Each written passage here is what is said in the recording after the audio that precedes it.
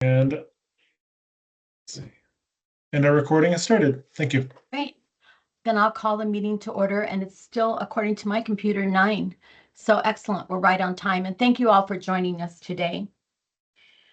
We'll start with our roll call. Moses Malazzo, Present. Mayor Becky Doggett, Here. Ashley Page, I'm present. Lorena Knapp. Here. Thank you, Lorena. Nadine Hart, Tatum Covey, Anna, I am here. okay, thank you, Anna. Sorry, I should Once have we've said your last established name. quorum, we can proceed to the next item. Okay, we'll go ahead. Good. Okay. So, preliminary business, our public comment time. At this time, any member of the public may address the board on any subject within the board's jurisdiction that is not on the meeting's agenda. The Arizona Open Meeting Law prohibits the board from discussing or taking action on an item that is not listed on the prepared agenda. Commissioners may, however, respond to criticism made by those addressing the board, ask staff to review a matter, or ask that that matter be placed on a future agenda. To address the board on any item that is on the agenda, please wait for the chair to call for public comment at the time the item is heard. We do have a member of the public with us today. Do you wish to speak to an item that's on our agenda or that is not on our agenda?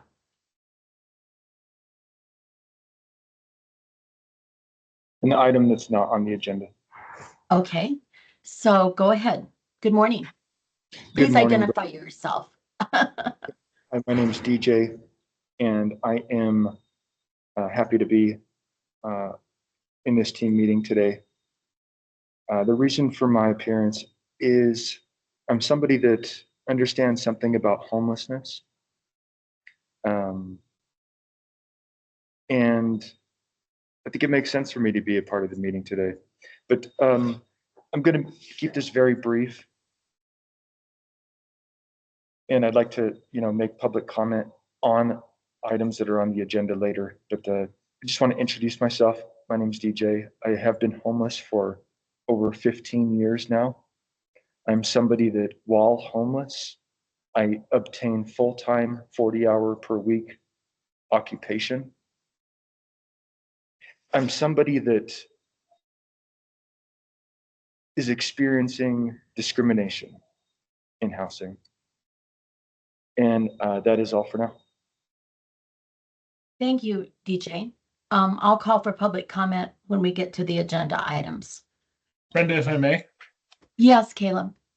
Tatum was able to join us. She was just waiting in the lobby, so she is Okay. present as well. Thank you. Good. I also have Thank a public you. comment to read on behalf of somebody who's not here. If you, when you're ready. Yes, you may go ahead and do that. All right. I am reading on behalf of Zena Huber of Williams. She applied for the Williams Housing Authority voucher waiting list in March of 2023 and submitted this comment by email. She writes, I would like to know how you will proceed with the Williams waitlist if Flagstaff does accept managing Williams Housing Authority vouchers. Will you be able to quickly make contact and reevaluate each applicant to see if there is need to expedite for someone like myself due to unfavorable changes? Thank you very much for your consideration. I did copy this from an email received on January 23rd, 2025. I did indicate to Ms. Huber that we would not be able to answer questions as part of public comment, though I would deliver this comment to the board. Thank you. Thank you, Caleb. Are we planning on putting the Williams issue on the agenda next month? I believe that'll be discussed later on in the meeting. Okay, that's fine. Thank you very much. Absolutely. Any other public comment? Okay, then we will move on. We'll move for approval of the minutes from January 16th, 2025. I would entertain a motion. This is Moses. I'll move to approve. Thank you, Moses. And a second? This is Ashley. I'll second. Thank you, Ashley. It has been moved and seconded that the minutes from January 16, 2025 be approved as presented. Any discussion? All those in favor signify by saying aye. Aye. Aye. Aye. That's really hard to do. Thank you. Motion carries. Action items. Okay, we're just moving right along, and it's Mr. Kurt Aldinger's time, and he's going to discuss the CFHA 5-year plan. Kurt, it's all yours. I am not seeing that Kurt is online at the moment. Oh, he didn't. My screen isn't showing everybody. I need to move over. I'm sorry. Let me Okay. go. I'll please. Yeah, I don't If see the him board either. could wait just a moment. Thank you. Sure.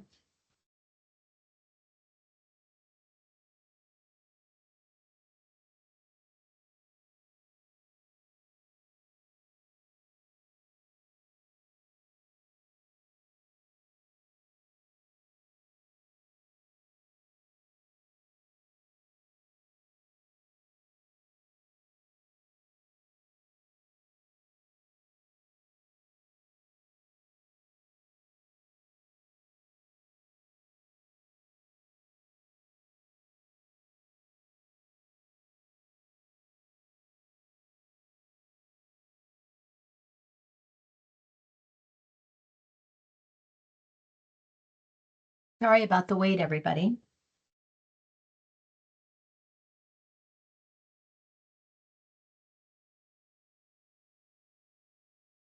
Kurt is logging on presently, and there he is. Thank you, All right.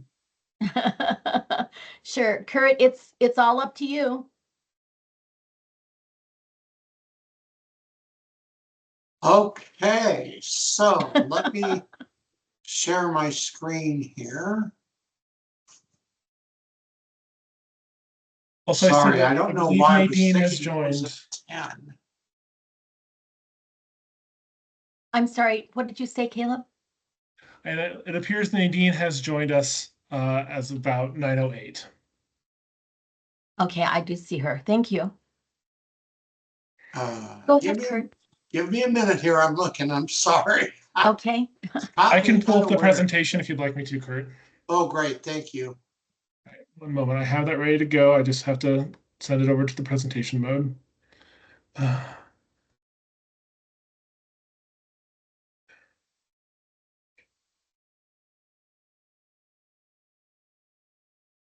And share. Yay. Ha. So this is the 5-year plan, and this is a basic guideline on what we are going to do with this. Caleb, next slide, please. This is our mission. It's to provide, assist low-income families with safe, decent, and affordable housing opportunities as they strive to improve the quality of their life. We will maintain and create partnerships with residents, applicants, participants, the public, and appropriate community organizations to complete this mission. Next, please. So what is the 5-year plan? This is a blueprint of our goals and objectives as an agency which guides our decision over the next 5 years. Speaking of policies and procedures, staff relations, and budgeting. Next, please. Goal 1 is to manage our programs in an efficient and financially responsible manner, remain in compliance with federal law, and provide excellent service. Next, please. So we wish to remain a high-performing agency, both in our Section 8 and our public housing programs, provide a work environment which encourages excellent and service-oriented staff, provide appropriate training, review organizational structures, and maintain policies in compliance with federal law. Next, please. So we are working on all of those things. So there it is. Goal 2 is to provide a safe, drug-free, and secure environment in our developments. Next, please. So we want to continue to maintain low crime rates through our continued partnership with Flag PD and continue with our applicant screening procedures. Next, please.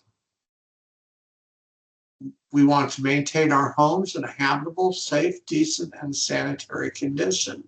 Next, please. We want to maintain a resident-friendly, homey, and accessible environment in our developments as measured by ongoing customer surveys, formal annual resident input, and participation. So once we do this, we have to update it once a year. And every time we do, we seek public input and resident input. We want to use our capital funds to maintain facilities and services and improve accessibility on the grounds and in homes and replace aging equipment. We want to provide training on an annual basis for maintenance staff to allow them to grow professionally. Provide training prior to occupancy for public housing residents in the maintenance and repair of their residents, and explore options to redevelop aging housing stock, including HUD's rental demonstration program. I'll get to that later. Questions so far? Excellent. Next, please. We want to expand the range and quality of housing choices available to participants in our tenant-based program. Nadine, you have a question? What is the rental assistance? Is this, for instance, you have a $3,000 deposit? You guys help with that? No. So what is rental assistance then? Rental assistance is rental assistance. It's the help that we give monthly to help pay the rent. I'm still confused. So if your rent is $600, you guys help with that? Is that If after the adjustment for income? no, that's on the income. Okay. Anything else? All right, moving on. Sorry. No problem. 4 minutes. Caleb, next slide, please. So we want to investigate the establishment of a homeownership program. Actually, we've been investigating it for many, many years. And with the current market, it has never been feasible. We want to maintain 98% utilization, which we've done pretty regularly. We want to hold regular landlord outreach and appreciation events, which our Section 8 department has done. Partner with local nonprofits to investigate the possibility of attaining special purpose vouchers and/or project-based vouchers. Now, we actually have currently several programs where we're partnered with other agencies, such as VASH, where we're partnered with the VA. We have our EHV, which there's no new vouchers on that, but we do have VHV, and it's been replaced with, okay, the program name escapes me, but 2 minutes. So close. Nadine, I'm going to go ahead and mute you because Nadine. it sounds like you're having a different conversation. One moment. Thank you. okay. Go ahead. We also have our FYI program, which is our foster youth initiative, where we're partnered with the Arizona Department of Child Safety. We have our SRO and MRO in partnership with the Guidance Center. So we're doing pretty good there. Next slide, please.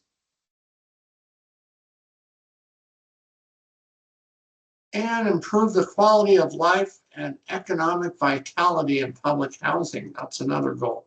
Next, please. So part of this, we want to utilize the SHAC or the Siler Homes Activity Center as a base for various resident services. Right now, that space is leased to Tinkertopia, which provides STEM, actually it's STEAM activities for our youth. We want to work towards expanding staff knowledge of and relationship with community programs so that we can do good referrals. We want to work with our community partner to provide youth activities and drug prevention programs, continue with the Flagstaff Police Department, and continue to partner with Head Start to provide early childhood education.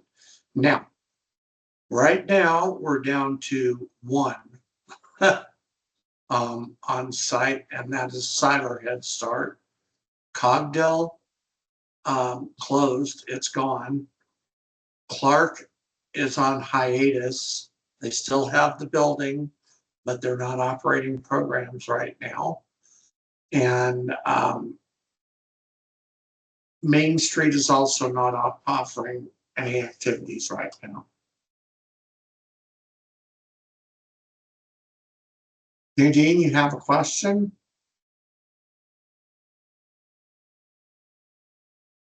I've unmuted or I've activated your mic, but you'll need to unmute locally, Nadine.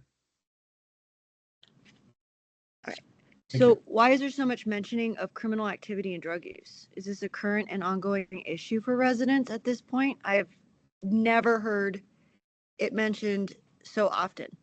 And is marijuana considered on... Okay, you guys are free. Okay, sorry. Sorry, guys. Okay. So is marijuana usage considered an illegal substance as well? Marijuana is still illegal on our properties and in our programs because it's not federally recognized.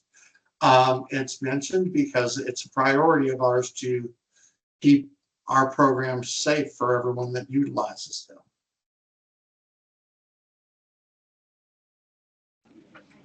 So why are we asking for a police presence all of a sudden? I'm just confused because I've never heard that before. Are they just going to be walking through, or are they going to be parking? They walk through, they park, and this isn't new. This is, I think this started in like 1996. So this isn't new, but we mention it as in our objectives.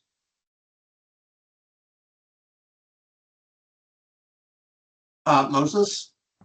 I believe this is very similar to the last 5-year plan where these things are expected to be part of the proposal to HUD. So none of this is new. And that's correct. It's really not. There have been very few edits to this, but I'm presenting this again simply because we have a lot of new board members over the last 5 years. Next slide, Caleb, please. Goal 6, educating the community regarding who lives here and who we assist. Next slide, please. The board, the executive director, and staff shall speak to civic, religious, and fraternal groups periodically to explain how important public housing is to the community. Maintain our website so the public has access to information regarding our programs. Provide web-based access to the application process. Make periodic presentations to the city council regarding the need for expansion of housing. housing stock. Sarah has been beating this drum tirelessly for a very long time and participate in the local continuum of care to improve partnerships and communication with other stakeholders.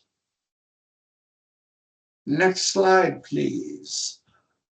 Explore renovation and or redevelopment of current public housing stock and pursue expansion of affordable housing. Next slide, please. Participate in and support local groups dedicated to affordable housing. Current resident rights will be honored through this process once it's going, and resident input will be requested and considered throughout the assessment process. Investigate use of alternative funding sources such as the National Housing Trust Fund, low-income housing tax credits, home funds, etc., for financing affordable housing expansion, and partner with local nonprofits to investigate the possibility, again, of obtaining special purpose vouchers and or project-based vouchers. So the programs that are mentioned here are separate from public housing or Section 8.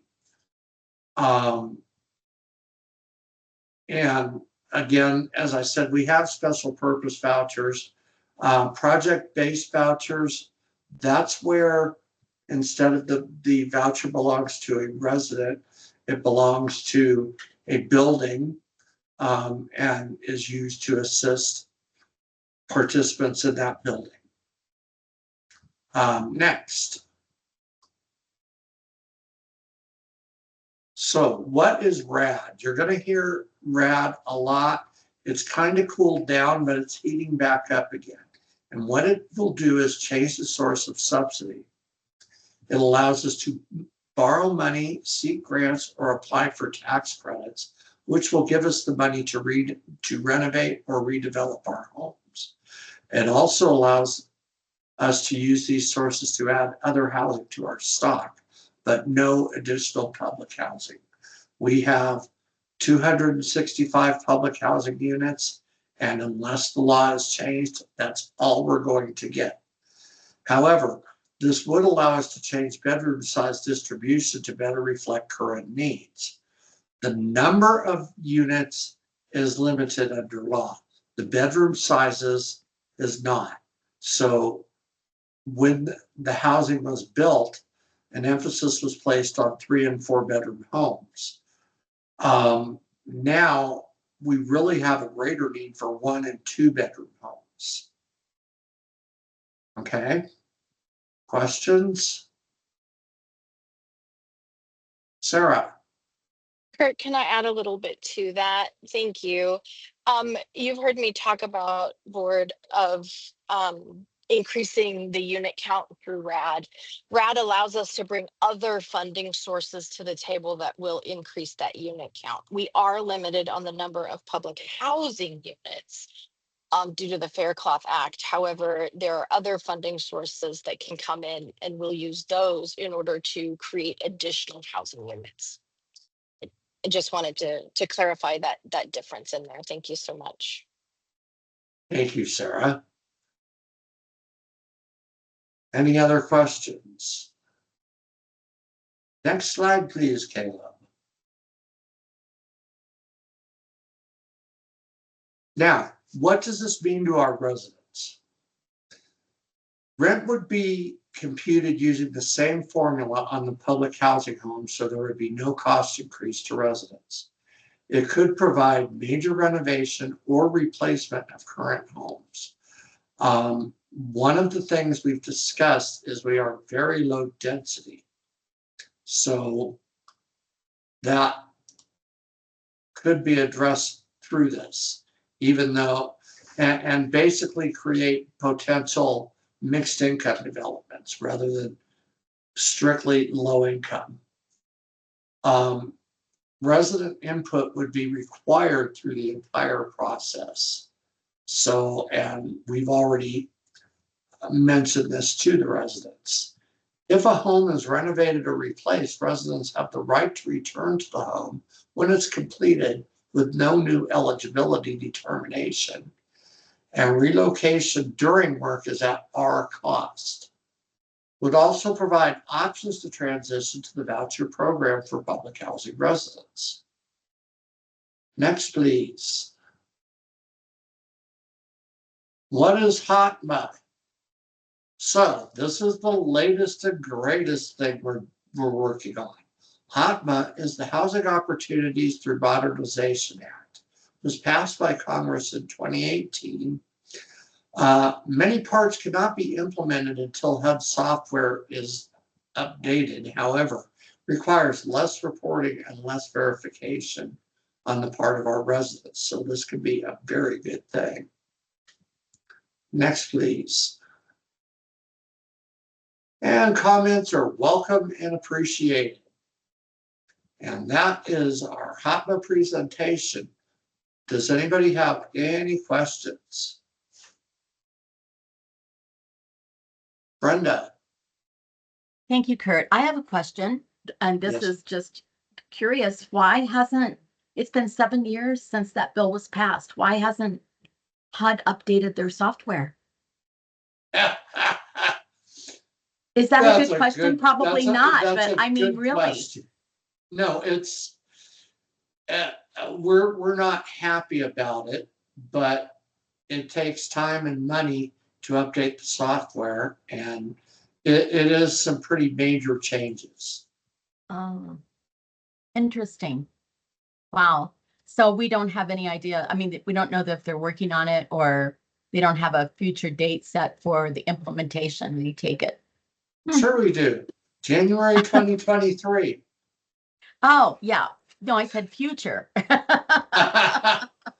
the Thank you, future, we do not. Okay. Thank you. You're welcome. Tatum? Hi.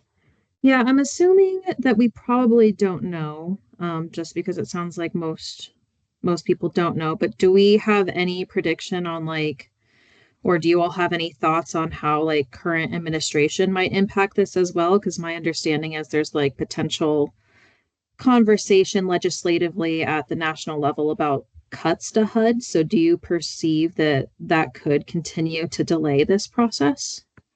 I know that's kind of a big question. I'm willing to take that one, Kurt, if you don't mind. Please. I've taken a position as the director that the news stories are interesting and we keep our eyes on them. However, wow, lost my words. Sorry about that. We're functioning on communications directly from HUD to base our decisions on. And to date, we've not received any type of communication from HUD indicating large cuts, impacts to staff, et cetera, in the field office. I spoke to the field office director in Phoenix last Friday, and they are not really in a position to say a whole lot. However, when the funding freeze happened, we again functioned only on information, officially functioned only on information coming directly from HUD.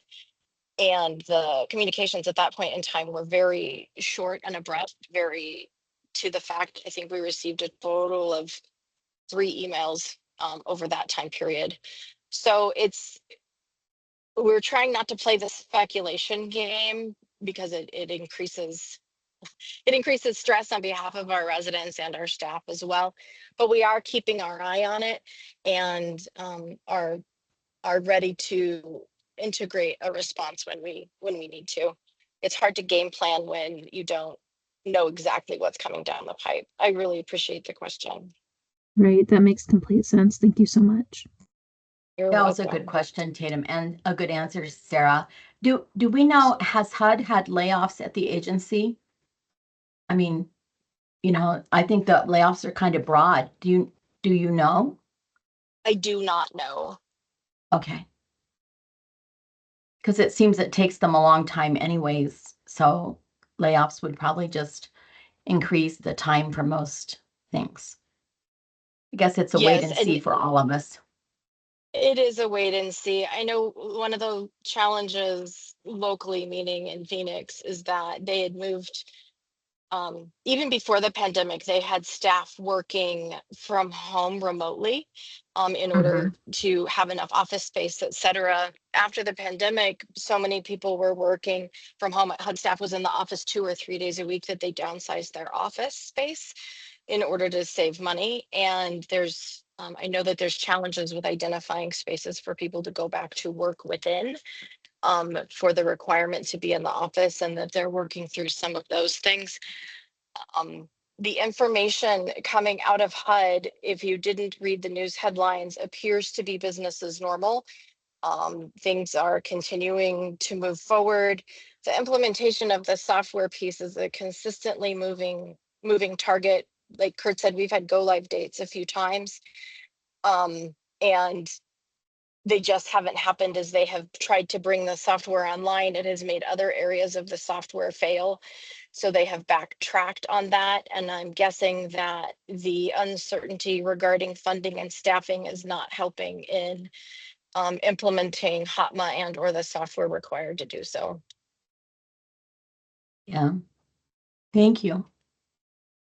Any other questions? Kurt, I think you can proceed. Okay, well, that does it for me. My ask is that if it's the board's desire that you pass this contingent on resident comments or public comments. I've had 2 resident meetings, nothing earth shattering. And I've still got the public hearing to go.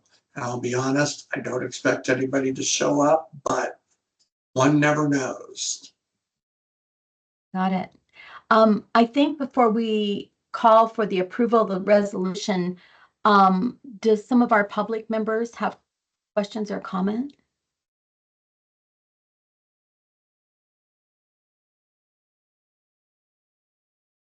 Okay, I don't see anything. Am I missing anything? I'm not seeing any It looks- comments either, Brenda. Okay, thank you. I guess we're good to go.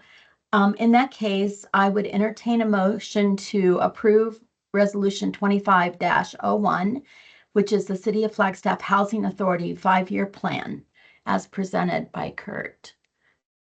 This is Tatum. I move to approve. Thank you, Tatum. This is Nadine. I vote to approve. Nadine, I need a second. Would you like to second it?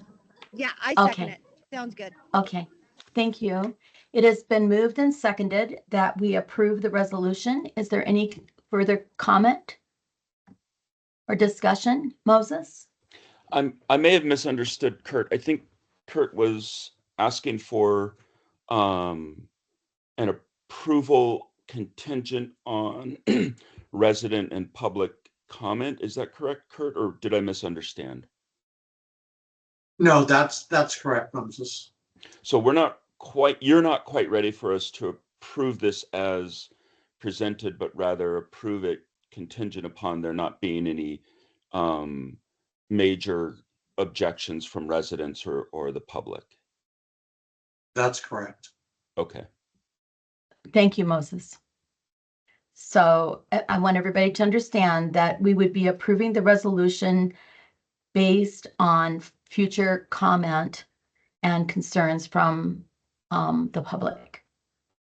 Yep, that's how I understood it. I still stand Thank you, with it. Tatum. Thank you. And how about you, Nadine? Are you still good with a second? Yeah, I just had a question though. Are you guys going to possibly present this to city council? Just because I think there might be more opportunity for public feedback. People do watch and attend, and they may not necessarily know that they can come here. Plus, when you have people, if it makes it to the agenda, you could have more public commentary if you want that public feedback. Does that make sense? Like, I'm just wondering if you guys would be able to go to city council and ask. Thank you for the question, Nadine. This is a something that City Council in the creation of the Housing Authority board and has delegated to the Housing Authority's purview. So this is the responsibility of the Housing Authority. I'll let Kurt go over the public notice requirements, but it's been published in the papers. We've held 2 public meetings, plus a formal public hearing coming up.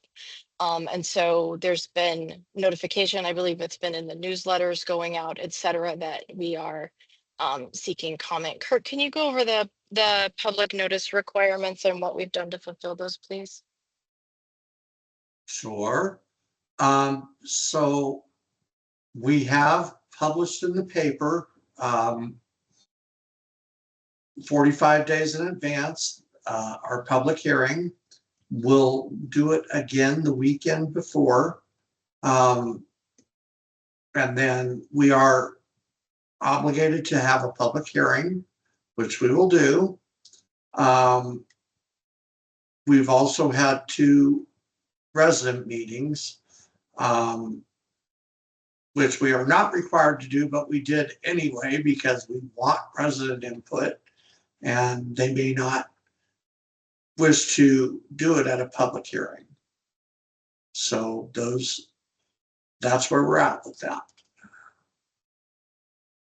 Thank you, Sarah and Kurt. Nadine, did that answer your question? Yeah, it did. So I much Okay. appreciate it. Thank you. Sure. And Moses, did you have a question? No, I think, did I leave my hand up? Well, no, your box was flashing on my screen. I have no idea why. Oh, I'm Just sorry. checking. No, it's not your fault, I don't think. Great. Okay.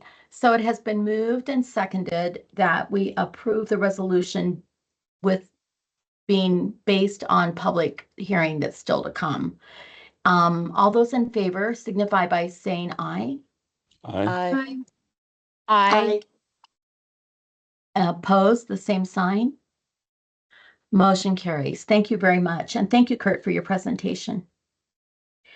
Thank you. The next item on the agenda is informational items, and it looks like there is no business there. So we will move to reports. And Sarah, the director's report, please.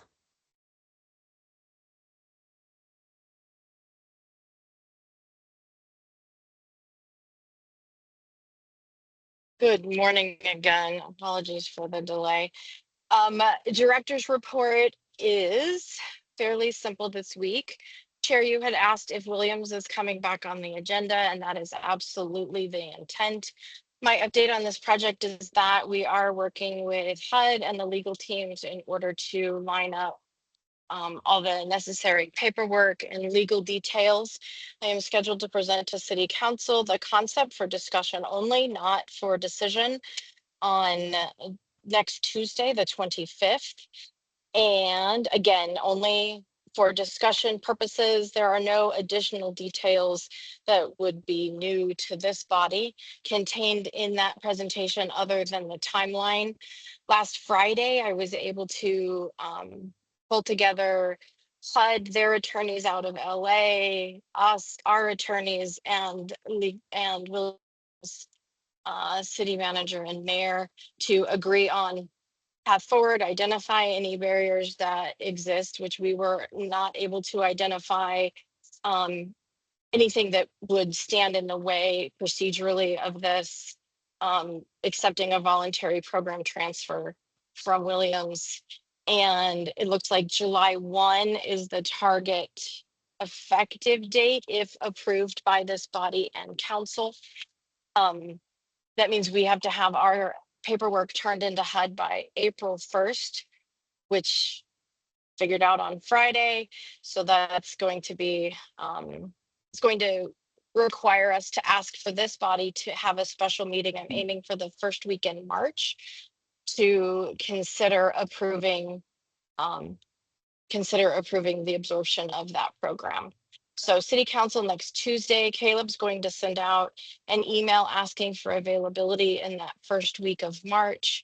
And then City Council, I believe, would be the third Tuesday for approval, which would then give us the time to put together the documents and submit to HUD for review and potential approval on on April 1st. Williams staff has been wonderful to work with, and we would be planning a joint meeting with participants impacted by this program change after we receive approval of the program transfer from HUD within that 90-day time period. The 90 days breaks down with 30 days for the Phoenix field office, 30 days for the financial management center and HUD headquarters. And we should have a decision within 60 days, hypothetically, if everything goes according to schedule, that then would allow us that 30-day time period to make sure all the funds are transferred, et cetera, before our July 1 effective date. I'll keep you updated. Our next step, though, would be a special board meeting that first week of March. So watch for that email from Caleb, please. Thank you, Sarah. And I see Nadine has a question. Awesome. Okay, Nadine. So again, I'm gonna, until we have 100% occupancy for existing residents here, and we can assure that we have the housing for Williams, this is not a service to our voucher holders. And there was one meeting, Sarah, where you mentioned that you were very upset that the government was going to allow any voucher throughout the country to be able to come here, and it would affect our current residents. This is the same situation unless we expand our territories, adjust our inspections to relieve staff of that stress every 2 years. I'm just, and then I have a concern too, that we're not being equitable in our housing. I heard that we have one individual who has a 5-bedroom voucher and she has lost custody of her kids. Why are we giving these vouchers that could be used for a family deserving and not checking it? How are people slipping through the system? And now we're going to take on a whole city of vouchers. I don't know there's any assurance, and I will continue to object to this unless you guys show a protocol in writing how you will address consistent needs for existing voucher holders, how you will properly vet and ensure the voucher is for the right size household, and how you would expand the territories to allow for more housing. If you're going to take on Williams, which is further than Belmont, we need to consider that as well. Because if you're going to have 50 more vouchers in our city because they don't have housing, it's going to put additional stress on the people who are looking for housing interim, especially when we look for housing and the inflation prices. The deposits have increased almost 100%. So again, you have an existing voucher that you've had for 3 years. Your initial deposit's $1,000. Now you have to move, and you scrambled and found maybe housing, and that same deposit is $3,000. And we all know in this program, we have very limited cash on hand, which is why we're in this program. We're living hand to Nadine, mouth. I do believe Kurt is hoping to answer Okay. your concerns. Okay. Yeah. Thank you. Thank you, Caleb. So this is not a discussion item. We welcome the feedback, but we are able to respond to, we cannot hold a full-blown discussion on the Williams item during this time, given that it's not agendized. This is an update to keep the board informed of where we are. We do have those policies. I'm guessing this is where Kurt was going to go, is that's what the Section 8 administrative plan lays out. All of those policies are already in writing. They are already in practice. I have no idea what voucher holder you're speaking about. It would be inappropriate for us to speak about any voucher holder in particular. We can't share that information even with the board. But please know that the bedroom size, et cetera, is reviewed on a regular basis in order to make sure that we are maximizing resources. I invite you to attend the city council presentation on Tuesday. I haven't, and I will email it out once it's published, either today or tomorrow. I will send it to the board. I believe not I believe, I know because I did it. I put in numbers related to the number of multifamily units that have come online in the last year, the current number under construction, as well as the numbers approved for development. And those numbers are significant. I want to issue a point of clarification regarding local preference. Our distress was about the fact that we would no longer, for the mainstream vouchers, be able to provide local preference to our residents, that we would have to be evaluating and working to qualify any individual nationwide. They would have to at least be here for the voucher issuance, but then that voucher could leave our community. And the concern is about those resources going outside of our community where we're still paying for them, and not serving our local community. In this situation, we would be increasing the resources available to serve our community. I have looked into expanding jurisdiction. It's not because it's one of the things with the Williams transfer that we're looking at doing. It's not advisable to expand jurisdiction without accompanying resources in order to address that that expansion. In this case, the expansion would come with additional resources that would also be able to be utilized within our own community. And so I appreciate your concerns, and I'm happy to sit down with you and talk through them at any point in time. And of course, I welcome any of you and or the public to attend the city council meeting on Tuesday. Thank you so Thank much, you, Sarah. Sarah. Thank you. That helps. Kurt, did you have anything else to add, or did that cover it? I'm assuming that you must have covered what Kurt was going to say. I think I stole his thunder. The only thing I wanted to mention was on the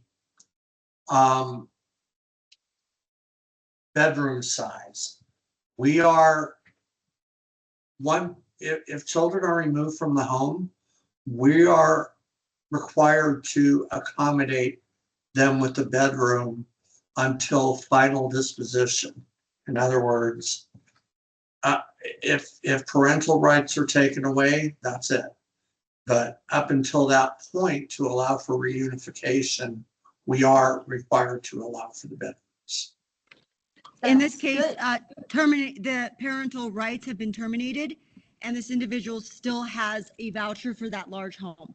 So I'm wondering. I'm gonna interject here. Yeah. We are wandering into really dangerous legal territory, and I suggest that this conversation not Be ended. continue. Yeah. I'm good with that as well. I'm sorry, I should have stopped it earlier. We can't really discuss an individual voucher holders. Okay, my information apologies. in this forum. Thank you, Nadine. Thank We you. can look at it. In other update news, we are, I'm going to knock on wood. We are close to being fully staffed again. I say close because there's an internal promotion happening, which I love to do. We love to see our people grow. At the same time, that creates vacancies. And so as we continue to grow staff and they promote into other positions, it creates a backfill situation, which we love to see, but also delays full staffing. But we're on a path. We're actually seeing an uptick in applications. Our maintenance group has a vacancy in a maintenance 1 position, and Keith shared with me that they've reviewed more applications for this one opening than they have for several of our others in years past combined. So that's encouraging to see an uptick. We've had some situations lately where we've had more than one individual that we've interviewed that we would be willing to hire, which is also a trending difference within that. And so staffing That's is, good. it really is. It's exciting, and kind of puts a little sense of relief in my chest that we'll be able to reach full staffing, which helps with the workload, which helps with morale, which helps with all of those pieces. But while I'm speaking about it, I do want to toss out a giant thank you to staff such as Kurt and Caleb and Anna, finance, et cetera, who all continue to pitch in where need be. and help carry things when we are down staff. And that work is recognized as more above and beyond. And my gratitude is deep that we are able to keep moving forward and housing the people we're housing, even though we are down the staff members. So several of them are in attendance in this meeting. Thank you, staff. It's greatly appreciated. Those are Thank you, Sarah. the big updates from me. Thank you so much. Thank you. Thank you very much, Sarah. Board member comments?